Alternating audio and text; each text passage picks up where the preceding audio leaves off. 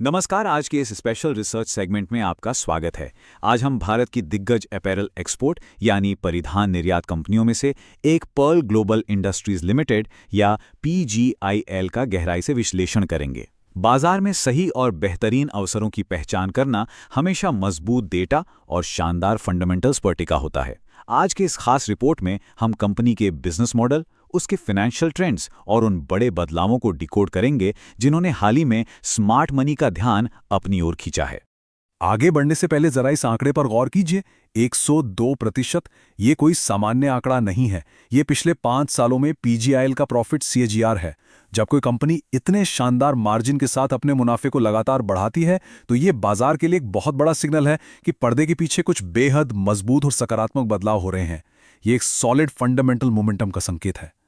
और इससे पहले कि हम इस विश्लेषण में और गहराई तक जाएं, एक बेहद जरूरी सूचना। शेयर बाजार में निवेश बाजार के जोखिमों के अधीन है। यह कंटेंट केवल शैक्षिक और सूचनात्मक उद्देश्यों के लिए है और इसे वित्तीय या निवेश सलाह नहीं माना जाना चाहिए। शेयर बाजार में निवेश या ट्रेडिंग करने से पहले कृपया अपनी खुद की रिसर्च करें या अपने वित्तीय सलाहकार से परामर्श लें। हम इस जानकारी के उपयोग से होने वाले किसी भी लाभ या हानि के लिए जिम्मेदार नहीं है। तो चलिए सबसे पहले कंपनी के बिजनेस मॉडल और उनके विस्तार यानी एक्सपेंशन की बात करते हैं। PGIL सिर्फ कपड़ों की सिलाई तक सीमित नहीं है। ये ग्लोबल ब्रांड्स को डिजाइन डेवलपमेंट से लेकर पूरी सप्लाई चेन मैनेजमेंट तक के इंटीग्रेटेड सॉल्यूशंस देते हैं। लेकिन जो बात इन्हें बाकी कंपनियों से अलग खड़ी करती है वो है इनका multi country manufacturing model. Bharat के अलावा बांग्लादेश, वियतनाम और इंडोनेशिया में भी इनका मजबूत मैन्युफैक्चरिंग बेस है। ये जियोग्राफिकल डाइवर्सिफिकेशन कंपनी को 2 बहुत बड़े फायदे देता है। पहला, लागत में कमी यानी कॉस्ट ऑप्टिमाइजेशन, और दूसरा, किसी एक देश पर निर्भर रहने के रिस्क से बचाव। यही फ्लेक्सिबिलिटी इन्हें दुनिया भर के बड़े ग्लोबल रिटेल चेन्स का भरोसेमंद पार्टनर बनाती है। अब बात करते हैं उस हिस्से की जो निवेशकों के लिए सबसे अहम होता है, कंपनी का वित्तीय प्रदर्शन। अगर हम पिछले 5 सालों के डेटा को देखें तो सेल्स का CAGR 28% रहा है, जबकि प्रॉफिट ग्रोथ 102% के आश्चर्यजनक स्तर पर है। इसका सीधा सा मतलब है कि कंपनी सिर्फ अपनी टॉप लाइन यानी रेवेन्यू ही नहीं बढ़ा रही, बल्कि उनकी ऑपरेटिंग एफिशिएंसी में गजब का सुधार हुआ है।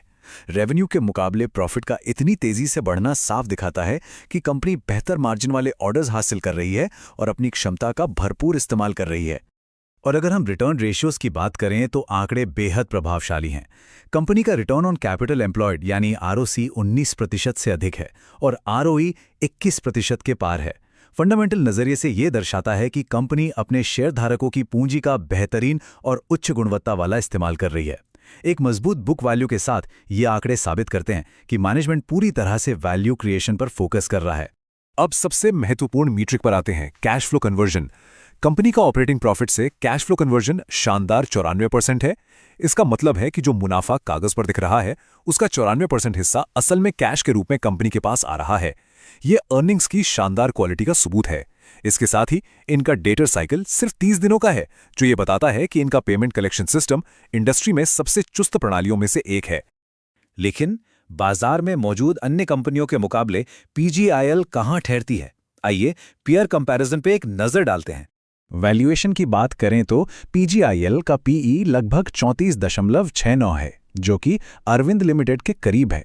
लेकिन ध्यान देने वाली बात यह है कि PGIL का ROCE 19.24% है, जो अरविंद के 13.84% से काफी बेहतर है।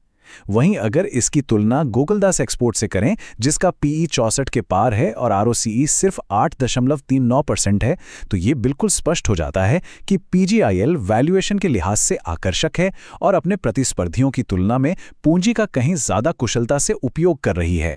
अब उस दिलचस्प डेटा की ओर बढ़ते हैं जिसने स्मार्ट इन्वेस्टर्स का ध्यान खींचा है, शेयर होल्डिंग पैटर्न में होने वाले बड़े बदलाव। डोमेस्टिक इंस्टीट्यूशनल इन्वेस्टर्स यानी DIIs के आंकड़ों पर गौर करें। कुछ समय पहले तक इनकी हिस्सेदारी आधे प्रतिशत से भी कम थी, जो अब छलांग लगाकर लगभग 19% तक पहुंच गई है। ये एक मैसिव जंप है। और ठीक इसी दौरान रिटेल यानी पब्लिक होल्डिंग 27% से गिरकर 13.5% के आसपास आ गई है। ये पैटर्न स्पष्ट रूप से बता रहा है कि स्टॉक कमजोर हाथों से निकलकर मजबूत संस्थागत हाथों में जा रहा है, जो कंपनी के भविष्य पर उनके गहरे भरोसे को दर्शाता है। लेकिन जैसा कि हम हमेशा कहते हैं, हर तेजी के साथ कुछ चुनौतियां भी जुड़ी होती हैं। आइए रिस्क फैक्टर्स को समझते हैं। कुछ महत्वपूर्ण बातें जिन्हें मॉनिटर करना जरूरी है। पहला, पिछले 3 सालों में प्रमोटर होल्डिंग में मामूली गिरावट आई है। दूसरा, कंपनी का प्रभावी टैक्स रेट अभी कम रहा है। अगर यह भविष्य में नॉर्मल होता है तो नेट प्रॉफिट मार्जिन पर थोड़ा दबाव दिख सकता है। इसके अलावा कंपनी का ज्यादातर बिजनेस एक्सपोर्ट से आता है, इसलिए अमेरिका या यूरोप के बाजारों में अगर कोई आर्थिक नरमी आती है या करेंसी में बड़े उतार चढ़ाव होते हैं तो उसका सीधा असर कंपनी की ऑर्डर बुक पर पड़ सकता है। और अब अंत में नजर डालते हैं चार्ट्स और टेक्निकल लेवल्स पर। करंट मार्केट प्राइस यानी CMP अभी 2092 रुपए के आसपास है। चार्ट्स का गहराई से अध्ययन करने पर हम देख सकते हैं कि 1750 रुपए से लेकर 1800 का स्तर एक बेहद मजबूत डिमांड जोन और सपोर्ट का काम कर रहा है।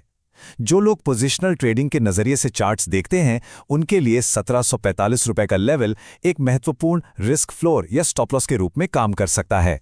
वहीं अगर अपसाइड की बात करें तो ऐतिहासिक ट्रेंड्स बताते हैं कि अगर ये स्टॉक 2116 रुपए के अपने 52 वीक हाई को मजबूत वॉल्यूम के साथ ब्रेक करता है तो मध्यम अवधि में हमें 2300, 2550 और आगे चलकर 2850 से 3000 रुपए तक के स्तर भी देखने को मिल सकते हैं। ध्यान रखें, ये स्तर पूरी तरह से चार्ट्स के शैक्षणिक अध्ययन पर आधारित हैं।